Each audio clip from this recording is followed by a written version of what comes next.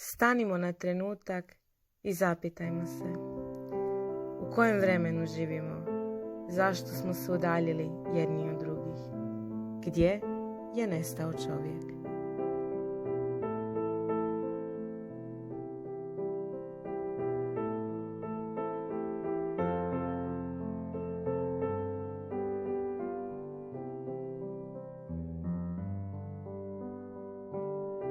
Nije li krajnje vrijeme da se zbog zavisti i mržnje prestanemo dijeliti na religije, na boju kože, na bogate i siromašne?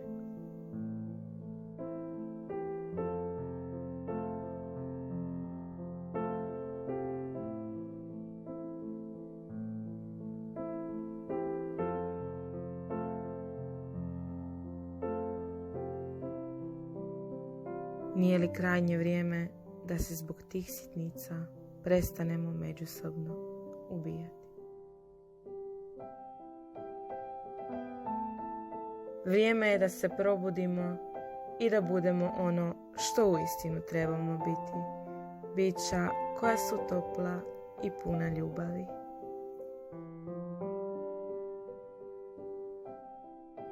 Mržnja je temelj zla.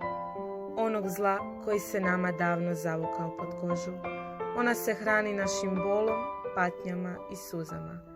Sami zamislite koliko ta mržnja ima hrane. Puno, zar ne? Moramo odlučiti želimo li ju i dalje hraniti ili ju skroz iskorijeniti, jer ona nam ne donosi baš ništa dobro.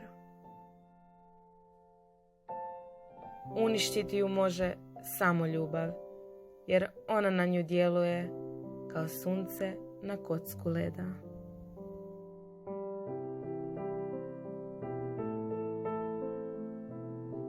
Pustimo da nas ljubav vodi kroz život, da nas ona hrani. Pustimo ju da zavlada svijetom.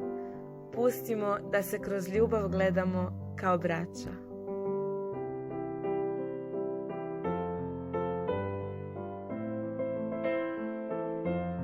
Ljubav je naš život, naša prošlost, sadašnjost i naša budućnost. Ona nas pokreće da se svako jutro probudimo i krenemo u novi dan. Bila to ljubav prema životu, obitelji, prijateljima ili ljubav prema samome sebi.